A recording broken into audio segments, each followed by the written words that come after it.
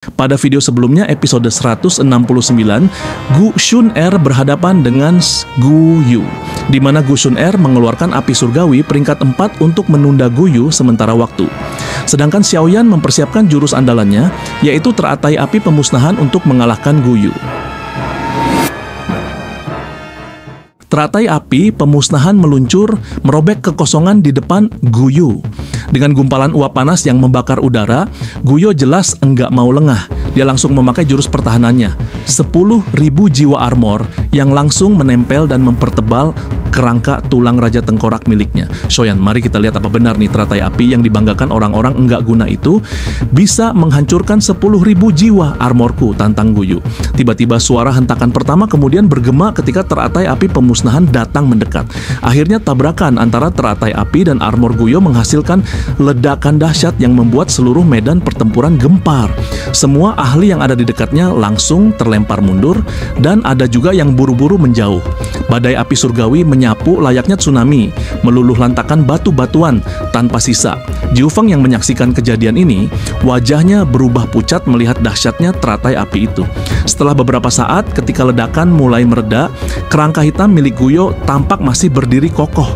Anggota klan Hun sempat senang, bahkan Xiaoyan sendiri terkejut. Tapi, mereka lupa bahwa teratai api pemusnahan bukanlah teknik kacangan. Tepat saat kegembiraan mereka memuncak, armor tulang yang tadi sempat utuh itu mulai mengalami keretakan dan tak lama hancur. Alhasil, darah menetes dari sudut mulut Gu Yu. Wajahnya yang pucat dan suaranya yang sedikit gemetar, berkata, "Pantas saja kau bisa mengalahkan mereka. Kau memang punya kemampuan, nak. Tapi meskipun kau berhasil melukaiku parah, aku masih bisa mengambil nyawamu." Belum selesai bicara, tiba-tiba avatar King Kong raksasa milik Xiaoyan sudah melayangkan tinju emas dari atas. Xiaoyan bersumpah tidak akan memberikan Gu Yu kesempatan bernapas. Gu Yu terpaksa menahan hantaman berat dari avatar King Kong itu dan membentak marah. "Masih jauh dari cukup kalau mau membunuhku dengan jurus macam ini. Kau sudah pakai teratai api kebanggaanmu, namun sesuai dengan apa yang kukatakan, kau harus ikut denganku." Wajah Gu Yu yang penuh dengan amarah langsung melancarkan kepalan tangan raksasa yang menghancurkan tinju pertahanan King Kong. Dengan kecepatan yang mengerikan, serangan Gu Yu mendekat ke arah Xiaoyan. Tepat sebelum serangan Gu Yu mengenai Xiaoyan, tiba-tiba sebuah garis retakan spasial terbuka di depan dan terdengarlah sebuah suara, "Gu Yu, dengan reputasimu sebagai generasi tua yang cukup terkenal di dataran tengah, apakah kau masih memiliki rasa malu untuk menindas orang yang lebih muda darimu?" Ternyata yang datang kali ini adalah Yalo Guru Xiaoyan. Xiaoyan benar-benar dikejutkan dengan apa yang terjadi. Lantas dia bertanya, "Guru, kenapa kau bisa ada di sini?" Yalo menjawab, "Aku sedikit khawatir dikarenakan kau telah tinggal di wilayah kuno terlalu lama. Karena itulah aku bergegas untuk menyusulmu. Dan ternyata benar kau berada dalam masalah. Tetapi dilihat dari peningkatan kekuatanmu dalam beberapa bulan ini, kau benar-benar melebihi harapanku." Ekspresi Gu Yu langsung berubah suram. Sebagai ahli di Istana Jiwa, gak ada istilah malu bagi klan Hun. Kami pakai segala cara buat selesaikan misi. Semua omonganmu itu cuma lelucon, balas Gu Yu. "Anak muda cuma bukti kalau kau enggak punya kemampuan. Kalau kau berani, lawan aku," tantang Yalo. Enggak lama setelah Gu Yu bicara, tetua Tongsuan dari klan Gu tiba di medan pertempuran.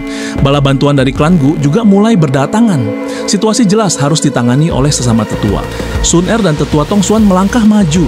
Pecahan giok pemanggil dari klan Gu sudah memberi sinyal bahaya. Dengan adanya Yao Lao dan tetua Tongsuan, situasinya pasti akan berubah. Gu Yu langsung menyimpulkan bahwa bertarung melawan Yalo dan klan Gu sekarang adalah taruhan hidup dan mati yang akan merugikan besar klan Hun. Lebih baik masalah ini diakhiri sebelum makin parah. Selain itu, jantung bodi tidak berhasil Hun Yu dapatkan dan hal itu akan berdampak pada kerugian besar klan Hun. Sehingga klan Gu memutuskan untuk pergi. Sebelum pergi, Gu Yu sempat mengancam Xiaoyan, Yalo, dan seluruh pavilion bintang jatuh dengan bencana yang akan mereka terima karena berani menyinggung klan Hun. Setelah kepergian Gu Yu, Xiaoyan agak kecewa karena hanya bisa melukai, tapi gagal membunuh Gu Yu. Yalo menepuk bahu Xiaoyan. Luar biasa kau sudah bisa melukai elit Bansheng separah itu. Di sisi lain, kita nggak bisa berbuat apa-apa kalau mereka memutuskan pergi. Aula jiwa itu terlalu kuat. Kalau kita terlibat pertempuran habis-habisan, kita yang bakal rugi. Tetua Tongsuan membenarkan. Klan Hun itu misterius dan sulit dihadapi, bahkan klan Gu pun nggak berani menyudutkan mereka. Masalah pohon kuno Bodhisattva sudah selesai. Klan Gu harus segera kembali. Shaoyan juga harus segera kembali untuk memurnikan benih Bodhisattva agar dia bisa secepatnya mencapai ranah Dousheng. Soalnya, ancaman Guyo untuk menghancurkan pavilion bintang jatuh itu bisa jadi kenyataan kapan saja. Setelah semua keributan selesai, Shun Er harus segera kembali ke alam kuno bersama klan. Sebelum pergi, Penatua Tongsuan meyakinkan Shaoyan agar tidak terlalu khawatir tentang aula jiwa. Karena Shaoyan memiliki giok dewa kuno Toushi, jadi klan Gu tidak akan tinggal diam jika aula jiwa menyerang pavilion bintang jatuh secara besar-besaran. Setelah klan Gu pergi, Shaoyan dan kelompoknya bergegas kembali ke pavilion bintang jatuh. Perjalanan ke wilayah kuno ini terdapat bahaya mematikan dari ilusi yang hampir menjerat mereka selamanya. Di sisi lain juga memberinya keuntungan terbesar, yaitu hati Bodhisattva, reinkarnasi 100 kehidupan, dan 11 benih Bodhisattva. Ini semua meningkatkan peluangnya untuk mencapai Dousheng. Seketika dia kembali ke pavilion, Shaoyan tidak terburu-buru memurnikan hati Bodhisattva. Ia menunggu hingga kondisinya mencapai puncak. Dalam waktu sebulan, ia dan Yaolao mempersiapkan segala hal untuk terobosan menuju kelas Bansheng. Dalam masa persiapan itu, setelah setengah bulan menghilang, Yaolao kembali dengan membawa pil Bodhisattva dari hasil kerja kerasnya yang luar biasa. Meski hanya memanggil petir pil 8 warna, pil ini tetap sangat berharga. Shaoyan senang saat menerima pil yang berbentuk tupai kecil itu. Shaoyan sadar bahwa Yaolao sebenarnya mampu menghasilkan pil 9 warna. Tetapi sayangnya, Yaolao sudah kehilangan api dingin tulangnya. Shaoyan terharu karena tahu betapa besar pengorbanan gurunya demi dirinya.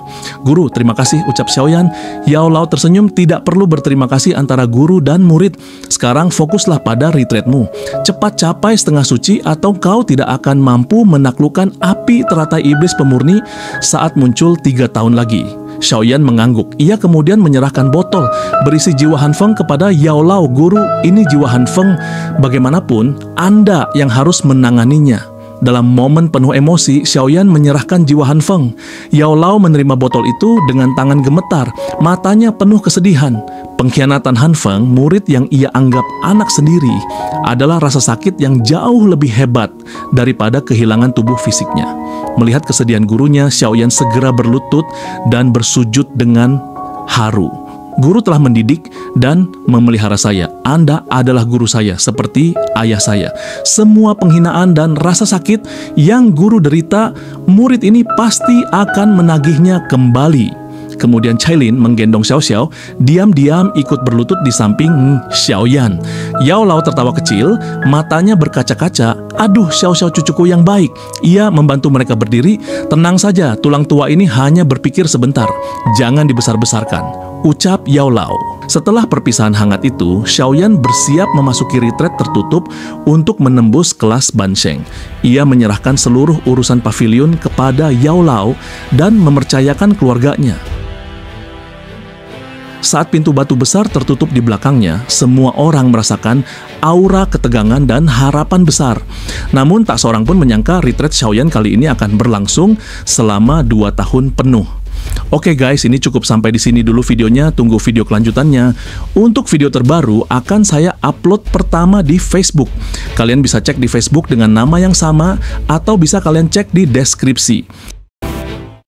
Seperti biasa, berikan dukungan kalian melalui like, komentar. Itu benar-benar membantu saya mempromosikan video ini. Terima kasih banyak telah menonton.